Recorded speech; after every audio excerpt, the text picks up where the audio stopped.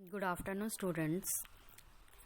Today I am going to discuss the topic of fundamental principle of management or 14 principle of management which are given by Henry Fayol.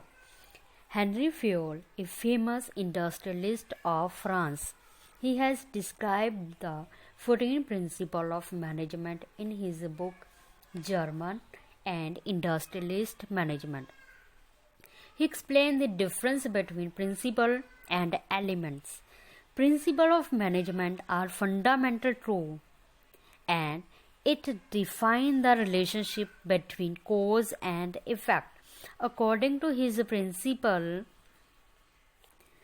he suggests that principles are not rigid, they must be flexible, and we should change it according to need of the organization as well the workers of the organizations.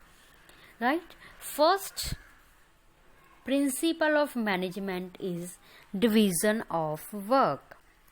According to this principle, the whole work should be divided into small parts and each individual should be assigned only that part of the work in which he has shown his ability to do a particular task.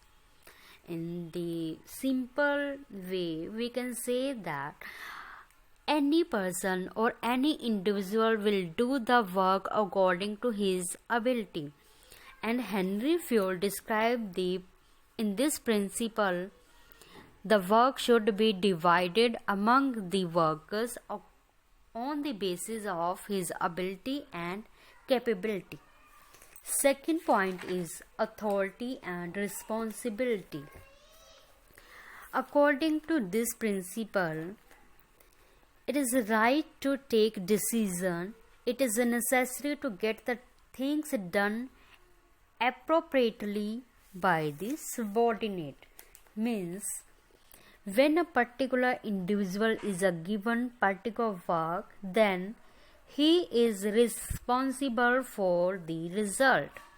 If he has received the authority, then he will responsible for the result. Means he is responsible for every result of the organization. Third point is discipline. As we know, discipline is very important for every organization, institution. If we talk about the schools, there is a very necessary discipline for all the children as well as students. Same way in the firm organization, employee must obey rules and regulations which are followed by the organization. And these days, due to COVID-19, in everywhere, everyone will follow the rules and regulations which are provided by the government. Right?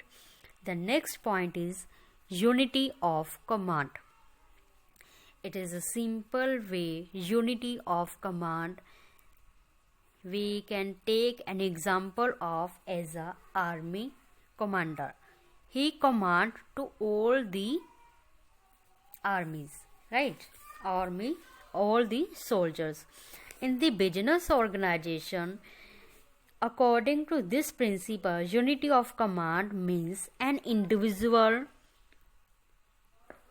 or employee should receive order from only one manager at a time. He receive order from only one boss. It is a unity of command. Now, next fifth point is unity of direction. Unity of directions means there should be one head and one plan in every organization. Now, next point is Subordination of individual interest to general interest. According to this principle, the interest of an organization should take priority over the interest of any other individual. For example, if a purchase manager of the company, he has purchased 100 tons of raw material. His son happens to be a supplier along with other supplier in the market. The manager purchased raw material from the firm from his son at the rate higher than the other market rate. So it is show the personal individual interest of the employee. Then it should be general interest of the organization, which overall the objective of the organization. It helps to benefit of the organization rather than the individual benefit of a worker. So it should be individual interest to the general interest.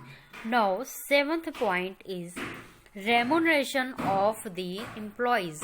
According to this principle, the employee should be paid fair remuneration, which should give them at least a reasonable standard of living.